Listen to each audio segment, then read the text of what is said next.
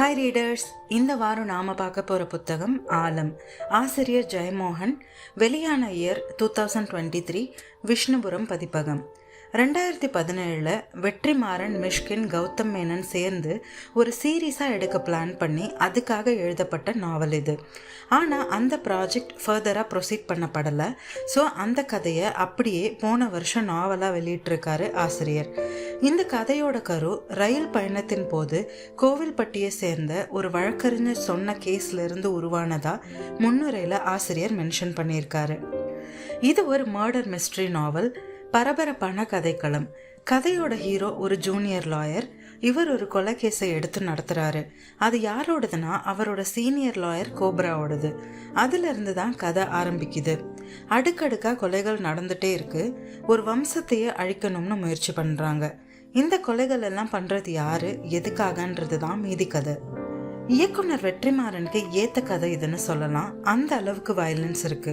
நாய்களுக்கு வர fungus infection பரவுறதை எப்படி தடுக்க முடியாதோ அதே மாதிரி ரத்த வெறி பிடிச்ச மனுஷங்களோட பழிவாங்கிற குணத்தையும் மாற்ற முடியாதுன்னு சொன்ன விதம் இன்ட்ரெஸ்டிங்காக இருந்துச்சு.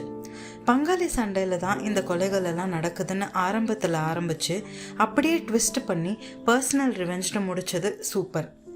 பக்கத்துக்கு பக்கம் ஒரே வெட்டு, குத்து, அருவா, ரத்தம்னு கொலவெறியோடு இருக்குது இந்த புத்தகம்.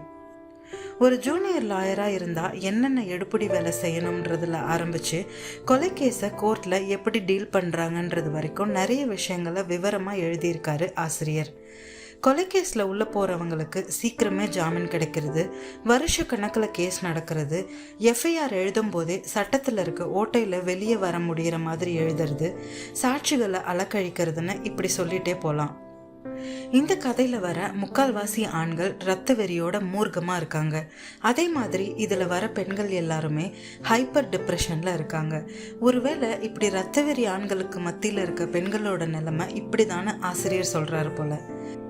நீங்கள் சென்சிட்டிவ், சாஃப்ட் ஹார்ட்டட் பர்சன், அப்புறம் வன்முறை பிடிக்காத ஆளாக இருந்தால் தயவு செய்து இந்த புக்கை படிக்காதீங்க. ஏன்னா இதில் வன்முறை ரொம்ப அதிகமாக இருக்குது. இந்த புக்கில் எனக்கு பிடிச்ச கேரக்டர்ஸ் எதுன்னு பார்த்தீங்கன்னா ஹீரோவோட சீனியர் லாயர் கோப்ரா, அப்புறம் ஹீரோவோட ஜூனியராக ஜாயின் பண்ணுற கிருஷ்ணமூர்த்தி. அதுலேயும் கிருஷ்ணமூர்த்தியோட கேரக்டர் ஆர்க் எனக்கு ரொம்ப பிடிச்சிருந்துச்சு.